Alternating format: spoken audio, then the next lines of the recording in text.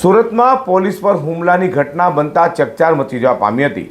વાત એમ છે કે કાપોદ્રા વિસ્તારમાં ટ્રાફિક હળવો કરવા ગયેલા પોલીસ કમિશનરના પીએ પર હુમલો કરાયો હતો, જે ઘટના બનતા જ કાપોદ્રા પોલીસે તરત જ તપાસ હાથ ધરી હુમલાખોરોને ઝડપી પાડ્યા હતા।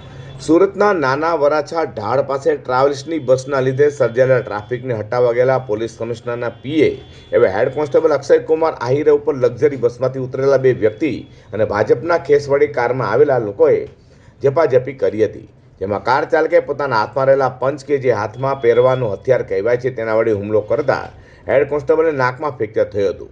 આ બનાવ અંગે કાપોદ્રા પોલીસે ગુનો નોંધી તપાસ શરૂ કરી હતી અને સીસીટીવી સહિત હ્યુમન સોર્સની મદદથી કલાકોમાં જ પોલીસ કોન્સ્ટેબલ અક્ષય કુમાર આહિરે પર જીવલેણ હુમલો કરનાર આરોપીને ઝડપી પાડી સળિયા પાછળ ધકેલી દીધો હતો। આરોપી ઝડપાતા હતા એને કાયદાનું ભાન કરાવ્યા બાદ પોલીસે ગુનેગારોને કડક સંદેશ આપ્યો હતો અને કાયદામાં રહેશો તો જ ફાયદામાં રહેશો તેમ કહ્યું છે। સુરત પોલીસ દ્વારા ગુનેગારોની શાન ઠેકાણે પાડવામાં આવી રહી છે। તેઓ પોલીસ પર જ હુમલો કરનારે કાયદા વ્યવસ્થા પર સવાલો ઊભા કર્યા હતા, પરંતુ કાપોદ્રા પીઆઈની ટીમે ત્વરિત કામગીરી હાથ ધરી ઝીરો ટોલરન્સની નીતિ યથાવત રાખી છે।